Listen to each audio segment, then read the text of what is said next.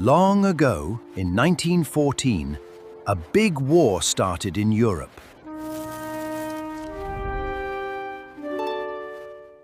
Before the war began, powerful kings and emperors ruled over Europe. Countries made special promises to help each other, called alliances, like finding the perfect puzzle piece. European countries divided into two main teams: the Triple Entente, color-coded in bright blue, and the Central Powers in bright red. Long ago, riding on a steam train was a grand adventure. People dressed in their finest clothes for the journey.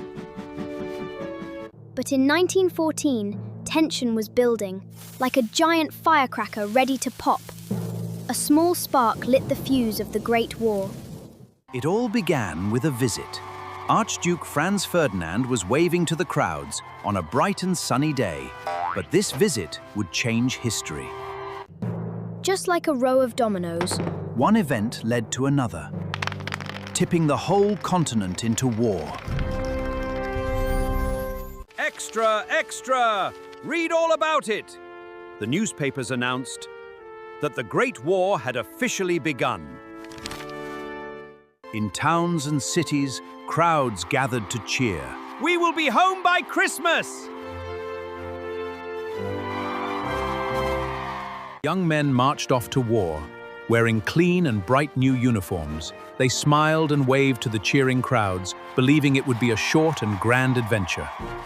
But behind the smiles, families were saying goodbye, hoping that their boys would come home soon.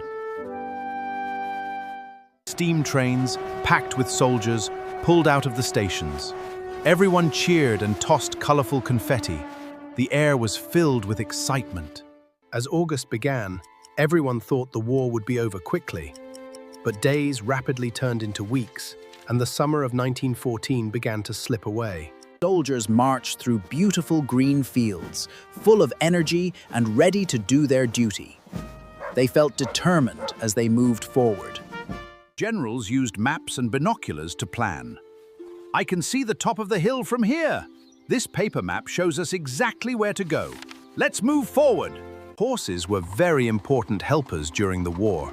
They pulled heavy wagons filled with supplies, bringing food to soldiers far away. At night, soldiers set up campsite, gathering around a cozy campfire to rest. That's when the giant eagle flew away. Wow, that's a great story. Look at these early cars and trucks. They were brand new inventions back then, helping to carry supplies and people. Armies began to march toward each other. Huge arrow lines showed where they were moving, crossing borders on the map. On the front lines, soldiers lived in trenches. These underground tunnels were like organized mazes. Soldiers worked together as a team, digging trenches with small shovels. They always kept a bright smile on their faces. Soldiers wrote letters to their families, telling them they were safe. Candlelight gave them a soft and warm glow, missing their loved ones back home. They hoped to see them soon again. Soldiers used periscopes to look around safely, without being seen by the other side. Even in war, there were quiet, peaceful moments, like when it rained and everything fell still. Animals also helped during the war. Brave dogs carried messages and helped the soldiers. Inside the dugouts, soldiers became good friends. They shared meals and told jokes, making the best of their time together. Between the trenches lay a space called No Man's Land. Today, peaceful poppies bloom in these fields. Soldiers kept a careful watch from the trenches, wearing shiny metal helmets to stay safe. But soon, clever periscopes were invented to help them look over the top. These trench lines were incredibly long. They stretched all the way from the sea right up to the snowy mountains. These airplanes, called biplanes, were a brand new invention. They had 2 wings and flew through the fluffy clouds, changing the way people saw the world below. Pilots were the brave heroes of the sky, flying brand new propeller planes. They wore goggles to protect their eyes. Watch these biplanes dance in the sky. They performed loops and spins like an aerial dance in the clouds. During the war, a brand new machine was invented. It was called a tank, with big tracks to help it roll.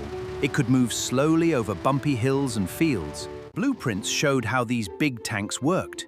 Inside, a powerful engine turned large gears, and moving tracks let it go anywhere. Radio operators sent messages through the air, using a special code of dots and dashes. This allowed them to communicate quickly, connecting people across long distances.